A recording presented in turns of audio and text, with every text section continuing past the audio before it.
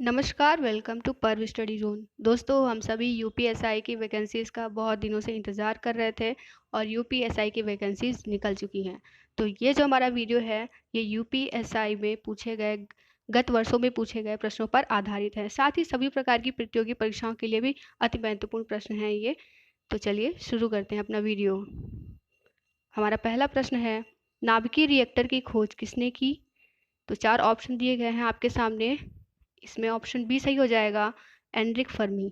तो देखिए, नाभिकीय रिएक्टर की जो खोज की गई है वो एनरिक फर्मी के द्वारा की गई है, इसलिए ऑप्शन बी जो है इस प्रश्न के लिए सही हो जाएगा। चलिए अगला देखते हैं क्या है। द्रव्यमान का एसआई मात्रक होता है। प्रश्न में द्रव्यमान का एसआई मात्रक पूछा गया है। ऑप्शन ए सही हो जाएगा, किलोग्राम। तो द्रव्यमान का जो एसआई मात्रक होता है वो किलोग्राम होता है और ऑप्शन ए सही हो जाएगा एकदम। चलिए अगला देखते हैं। मानव शरीर में सर्वाधिक मात्रा में पाए जाने वाले तत्व कौन सा है या कौन सा नाम है उसका? तो इसके लिए ऑप्शन सी सही हो जाएगा, ऑक्सीजन। तो देखिए, मानव शरीर में सर्वाधिक मात्रा में पाए जाने वाला तत्व जो है वो ऑक्सीजन है। ऑप्शन सी इस प्रश्न के लिए एकदम करेक्ट हो जाएगा। चलिए अगला है, अम्ल जो है नीले लिटमस पेपर को बदल देता है। किस पे बदल देता है, किस कलर में?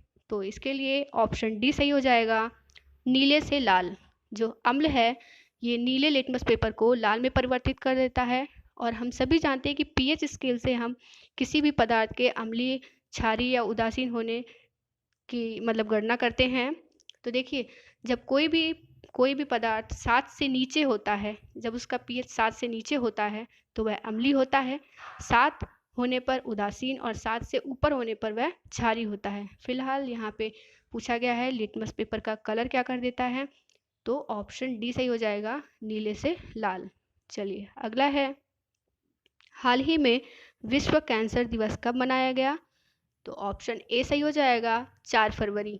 देखिए, अभी हमने 4 फरवरी में विश्व कैंसर दिवस को मनाया है, तो इसके लिए ऑप्शन ए सही हो जाएगा, 4 फरवरी। यहाँ पे करेक्ट कर लीजिए, यहाँ पे ऑप्शन सी लिखा हुआ है बट ऑप्शन ए होगा यहाँ पे 4 फरवरी।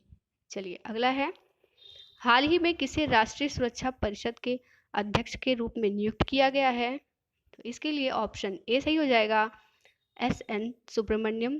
तो एस एन सुब्रमण्यम जी को राष्ट्रीय सुरक्षा परिषद के अध्यक्ष के रूप में नियुक्त किया गया है। चलिए अगला देखते हैं क्या है। हाल ही में कौन देश की सबसे कम उम्र की महिला पायलट बन गई हैं? ये प्रश्न भी बहुत इंपॉर्टेंट है, करंट का है। ऑप्शन बी सही हो जाएगा, आयशा अजीज। ये जो आयशा अजीज हैं, इन्होंने सबसे कम उम्र की महिला पायलट बनने का गौरव प्राप्त कर लिया है और ये जम्मू कश्मीर से बिलोंग करती हैं। तो इस प्रश्न के लिए ऑप्शन बी सही हो जाएगा, आयशा अजीज। चलिए देखते हैं अगला क्या है। सिंधु घाटी स्थल कालीबंगा किस प्रदेश में स्थित है? ऑप्शन सी सही हो जाएगा, राजस्थान।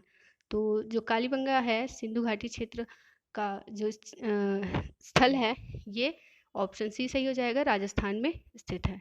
चलिए अगला देखते हैं क्या है। दशराग्य युद्ध का वर्णन किस वेद में किया गया है? तो इसके लिए ऑप्शन डी सही हो जाएगा, ऋग्वेद।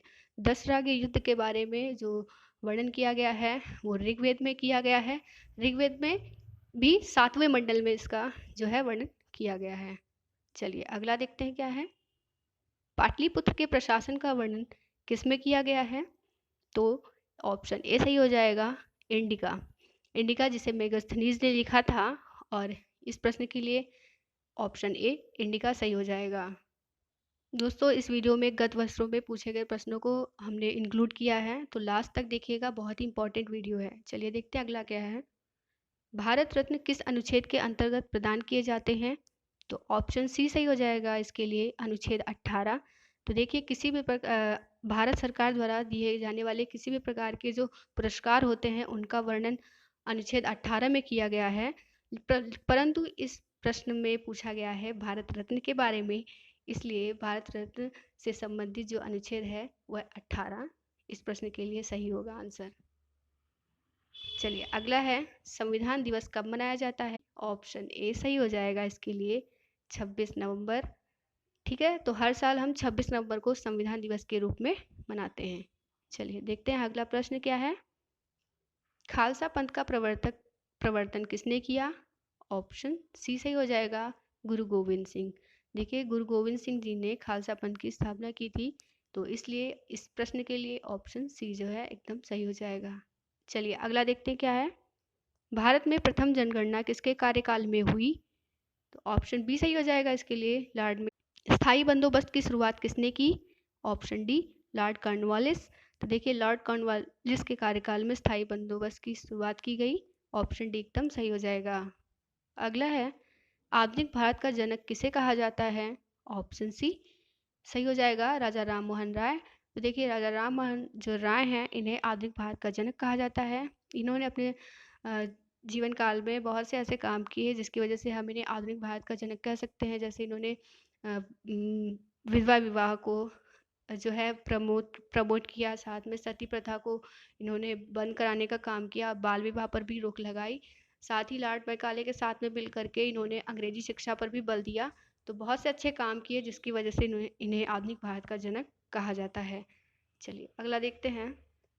कौन सा मुगल शासक न्याय की जंजीर लगवाने के लिए प्रसिद्ध था? देखिए ये प्रश्न जो है यूपी ट्रिपल एससी में पूछा गया प्रश्न है। ठीक है, तो बहुत ही इंपॉर्टेंट प्रश्न है, कई बार प्रतियोगी परीक्षाओं में पूछा जा चुका गया है। ठीक है, इसके लिए ऑप्शन ए सही हो जाएगा, जहांगीर। तो जो जहांगीर था, इसने अपने राज्य में न्याय की जंजीर लगवाई थी, इसके लिए बहुत ही फेमस हुआ था। ठीक है, तो ऑप्शन ए जो है वो सही हो जाएगा। अगला है, डोगरी भाषा का संबंध किस राज्य से है? तो जो डोगरी भाषा है ये जम्मू कश्मीर से संबंधित है। ऑप्शन सी सही हो जाएगा इस प्रश्न के लिए। ठीक है, तो डोगरी भाषा का संबंध किस राज्य से है? Option C, Jammu Kashmir. देखते हैं अगला क्या है। हिंदी को किस अनुच्छेद के अंतर्गत संघ की भाषा घोषित किया गया है? इस प्रश्न के लिए ऑप्शन ए सही हो जाएगा, आर्टिकल 343। तो अनुच्छेद 343 के अंतर्गत हिंदी को जो है संघ की भाषा घोषित किया गया है। अगला है, मूल अधिकार एवं अल्पसंख्यक समिति की अध्यक्षता किसने की थी? इस प्रश्न में थोड़ा कन्फ्यूजन आपको हो सकता है, बट अगर जिन्होंने ठीक से पढ़ा है उनको कोई कन्फ्यूजन नहीं होगा। इसके लिए ऑप्शन डी सही हो जाएगा, वल्लभ भाई पटेल। ठीक है, तो मूल अधिकार एवं अल्पसंख्यक समिति की जो अध्यक्षता है वो सरदार वल्लभ भाई पटेल जी ने की थी।